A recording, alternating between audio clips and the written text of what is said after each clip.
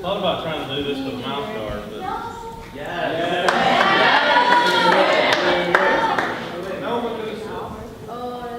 all right. I think I missed the announcements, but I don't know if it was announced or not. Can we turn the lights up a little bit?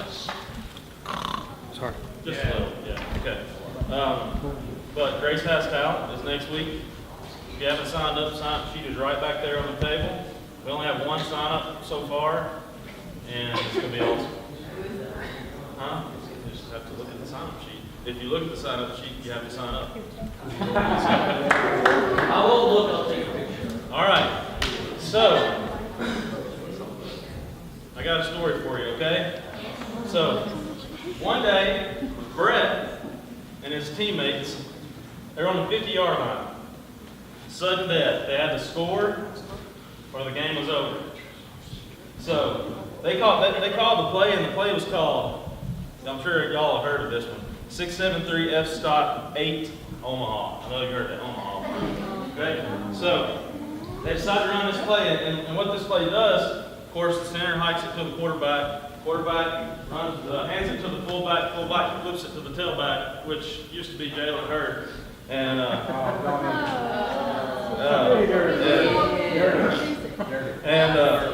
so the tailback takes off running down the field, right?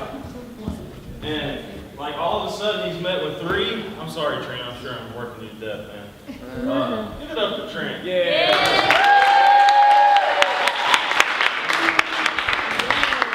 So, tailback's running down the field, right? All of a sudden, three defenders.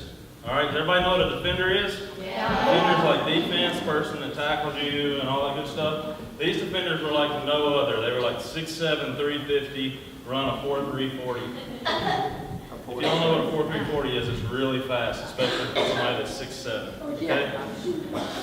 So they run into all these defenders. The teammates were very frightened. They were like, what do we do? What do we do? What do we do? We gotta do this to win. Do I need to stand still there? No. Do you? Okay. All right. We gotta get this touchdown to win. So they go. They're just panicking.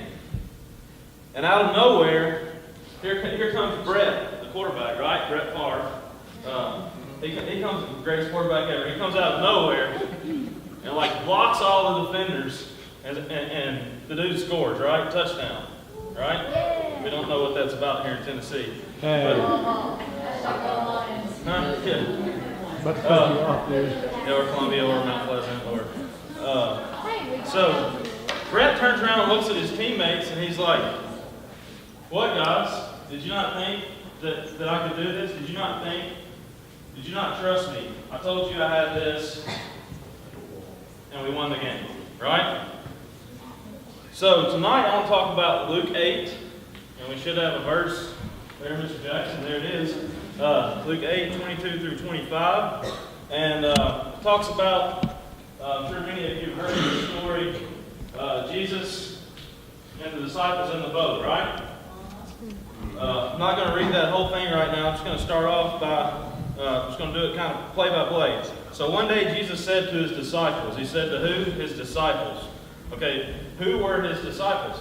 His disciples were guys who had been following him. His disciples were guys who had seen Jesus like heal this paralyzed man, seen many miracles before this had happened. So he said to the disciples, let's go over to the other side of the lake. So they got into a boat and set out. Okay, so why did he suggest going over to the other side of the lake? Really don't know, but I have to wonder if it is because did Jesus want to prove a point by knowing what was fixing to happen? Because remember, Jesus is all-knowing, all-powerful, all-sovereign. Did he do it to build the trust in his disciples? They had already committed to follow him. And when they committed to follow him, they agreed to do what it takes to follow Jesus, right? Which is pretty much anything that he asked you to do. So, why did Jesus go to sleep? I asked three of our pastors here on staff today. I was like, so why did Jesus go to sleep in the boat? And I already had my opinion. And all three of them's answer was because he was tired. Right? So, and that's what I was thinking too. And that speaks volumes to me because that proves Jesus is human just like we are. Jesus was tired. Jesus didn't go to sleep because he needed a break because he was the king and he didn't want to have to work and all that stuff. He went to sleep because he was extremely tired. He had been preaching, healing people, and he needed rest. Once he went to sleep, the disciples were on their own, obviously. So here you got disciples out rowing this boat. I mean, this thing was like massive, like 3 times the size of this building, and way more wood than is in here. And they're on this big lake, right? Or sea. So in the distance, they see storm clouds rolling in. I'm not talking about like storm clouds. I'm talking like more than anything we've ever seen. Lightning, trees flying across the ocean, if that can happen. That kind of thing. So, obviously, when they seen that, they panicked. They're like, oh crap, what do we do? They start, the waves start crashing, the boat starts rocking. I don't know if you've ever been on a cruise ship that was rocking, but that probably don't do justice to how much this boat was rocking. Like it was rocking, they were almost falling over. Water was coming into the boat, so they're taking buckets and trying to get the water out of the boat. And I can't imagine what they were thinking. And in all this time, what was Jesus doing? He was out, right? He was sleeping through all of that, okay? So, what do they do next? They wake Jesus up, right? Like, Jesus, wake up, we're going to drown, right? So what did they do? They jumped automatically from a storm coming up, the boat rocking, it raining, pretty bad storm. They jumped to the conclusion of, we're going to drown, we're going to die. How many of y'all do that? If something bad happens, you automatically jump to the worst possible scenario, right? I do that myself. Okay? So I like to think of the disciples when they got in this boat, they think, oh, we're followers of Jesus. We get to ride in a boat. We're going to the other side of the lake. We don't know what's over there. It's going to be really cool, right? They're in their comfort zone. Anybody like being in your comfort zone? And then all of a sudden a storm comes. Maybe not a real storm, but like a death in the family, a bad test, a bad relationship, which none of you should have. A bad argument with your parents, tragedy in your lives with loved ones. So the disciples had spent a lot of time on this sea. They felt very comfortable doing what they were doing. All of a sudden, the storm comes, right?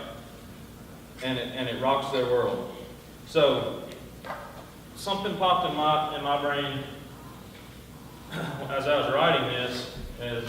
We often hear, why do bad things happen to good people, right? So I know from experience that we all have storms. We all have bad times in life. We all experience tragedy. We all, unfortunately, experience death. Many times we feel alone. And many of the times those storms seem to come when Jesus is away, right? Or it seems like Jesus is away. He is nowhere to be found. This story speaks to that. Here we have the disciples who were obediently following Jesus. They were living their life so it would be pleasing to him, and then tragedy strikes. A storm comes and threatens them. Immediately they panic and begin to call on Jesus and question him. He wakes up and instantaneously calms the storm. So Jesus wakes up, right? And he's like, chill out, guys. And he's like, he just kick back, relax, like no big deal. It's a storm. He raises his hand. It stops raining. The sun comes out. No more storm, right? So after that happens, the disciples are like, what in the world? What did this guy just do? And Jesus said, as we can see in the verse, got up and rebuked the wind and the raging waters. The storm subsided and all was calm. And he said, "Where is your faith?" He asked his disciples. Jesus had told them, when they decided to be his disciples, to have faith, that he would always be there by their side all the time, right? He will always be there by their side if they follow him.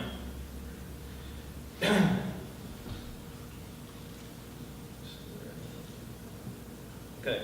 Don't be afraid to wake Jesus and pray to him. And don't be surprised when he turns to you as the storm subsides in the background and asks, "When are you going to get some real faith?" So that really stuck out to me because I've been through tragedy. I've seen people go through tragedy. I just last week, my aunt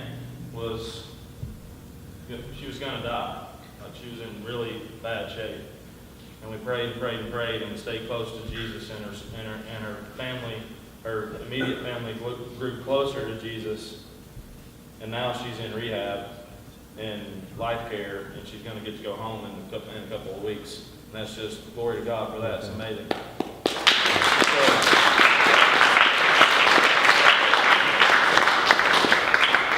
So when Jesus told the disciples to get in the boat, we're going to the other side, he basically said, let's just cross over to the other side, right?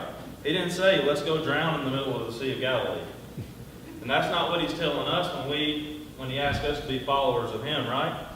He's not saying, be a follower of me and you'll drown, right? Be a follower of me and you'll suffocate from my greatness, right? Be a follower of me and everything will be perfect. That's not true, right? Okay? He did not promise smooth sailing, but he did promise a safe passage. It's better to be in a storm with Jesus than anywhere else without him. And if there's tonight, Jackson, there should be a slide for this one. Just remember that Jesus is with you in every storm. Every storm. Tests, death of a loved one, illness, depression, you name it, Jesus is with you.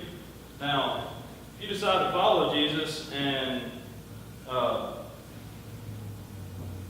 you're really bad at math, does that mean you're automatically going to be better at math, Derek?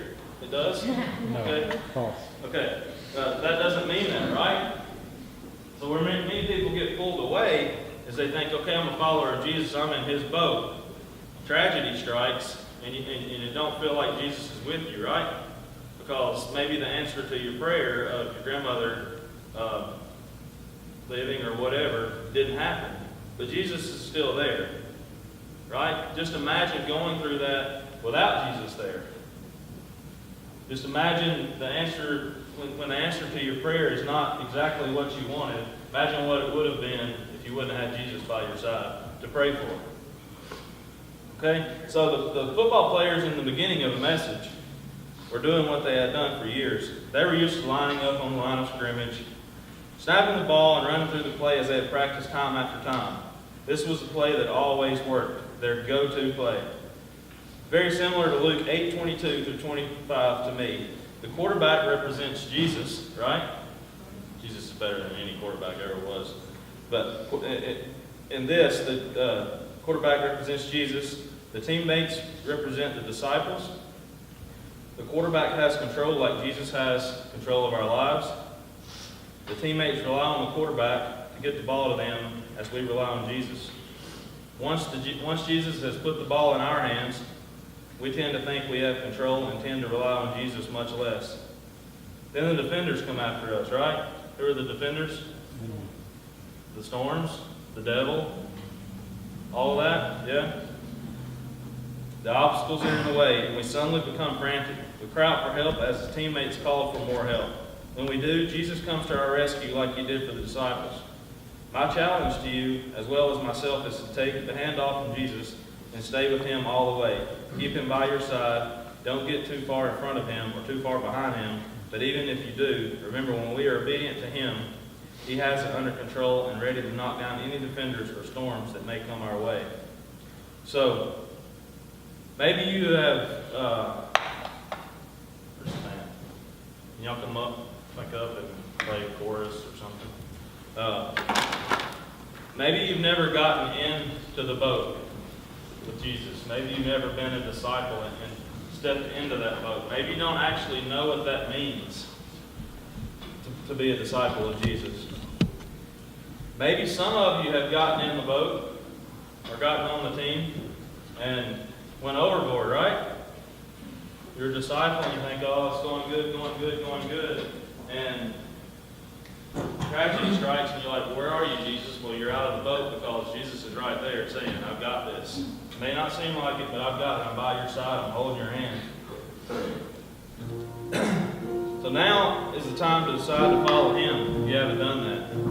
Now is also the time, if you need to come and pray about getting back in the boat or getting back on the team of Jesus, now is the time to do that.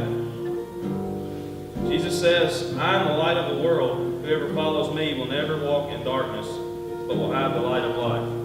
They're going to play the song again, whatever you want to do. And if you want to come pray, if you want to come accept Jesus for the first time, that'd be great. Derek's right here. Any of the adults will be glad to talk to you.